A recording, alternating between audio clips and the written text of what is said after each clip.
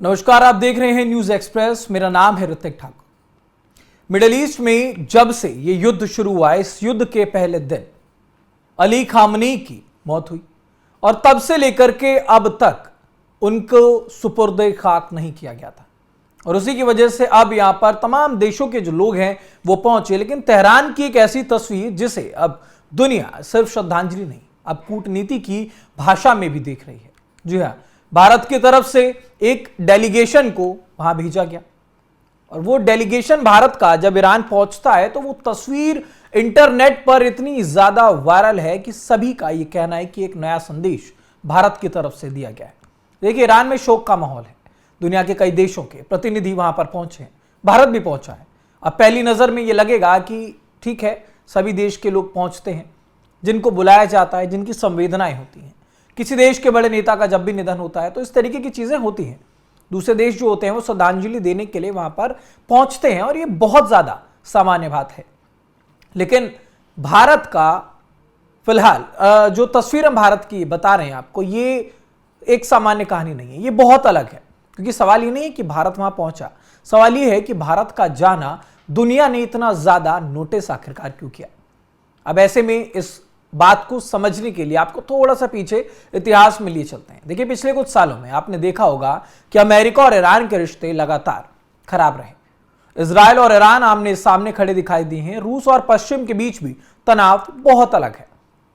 चीन अपनी अलग रणनीति बनाता है, यानी कि पूरी दुनिया अलग अलग खेमों में बटी हुई नजर आती है। तमाम देश एक दूसरे को आंख दिखा रहे हैं, लड़ाइयां एक दूसरे के साथ लड़ रहे हैं। अब ऐसे माहौल में अगर कोई देश हर बड़े खिलाड़ी से बात कर पा रहा है तो वो भारत है।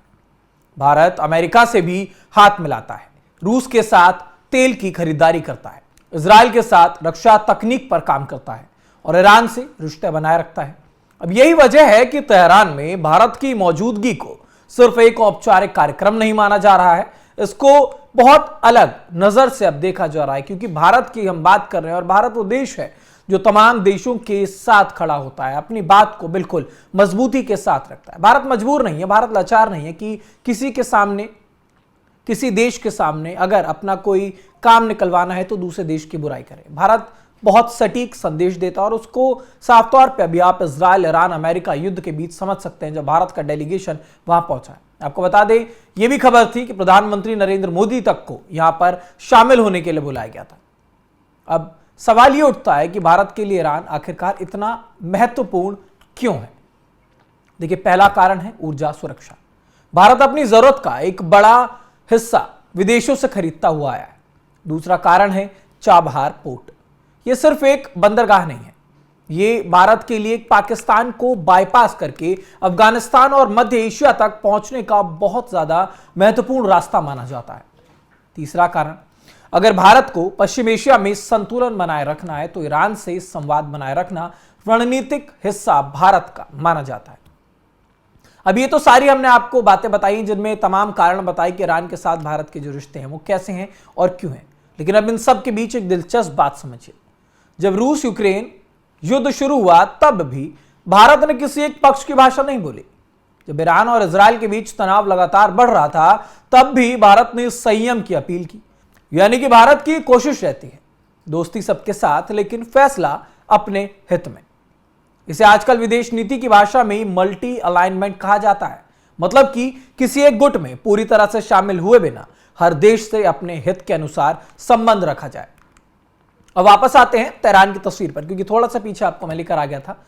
देखिए, जब भारत का प्रतिनिधिमंडल वहां पहुंचा तो दुनिया ने सिर्फ ये नहीं देखा कि आखिरकार यहां पर आया कौन है, दुनिया ने यह देखा कि भारत ने फिर से वही संदेश दे दिया, हम रिश्ते तोड़ने की राजनीति नहीं करते, हम संवाद की राजनीति करने में भरोसा रखते हैं। लेकिन इसका मतलब यह बिल्कुल नहीं है कि भारत किसी एक देश का पक्ष ले रहा है, और यही सबसे बड़ी गलतफहमी होती है।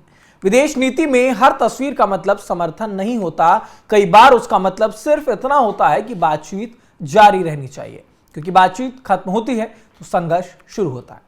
भारत की यही नीति पिछले कई वर्षों से दिखाई देती आई है। G20 हो, ब्रिक्स हो, SCO हो या फिर क्वाड, भारत हर मंच पर बहुत मजबूती के साथ है। क्यों? क्योंकि भारत अब खुद को किसी एक धुरी का हिस्सा नहीं मानता, बल्कि एक स्वतंत्र वैश्विक शक्ति के रूप में भारत अपने आप को स्थापित करने की कोशिश करता है।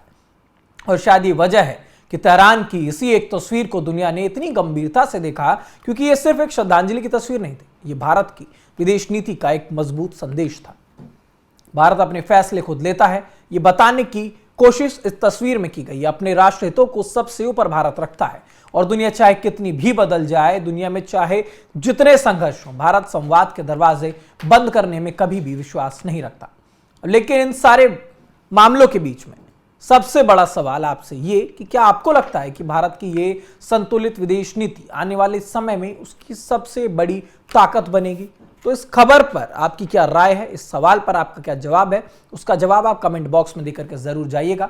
देश दुनिया से जुड़ी तमाम खबरों के लिए देखते रहिए न्यूज़ एक्सप्रेस।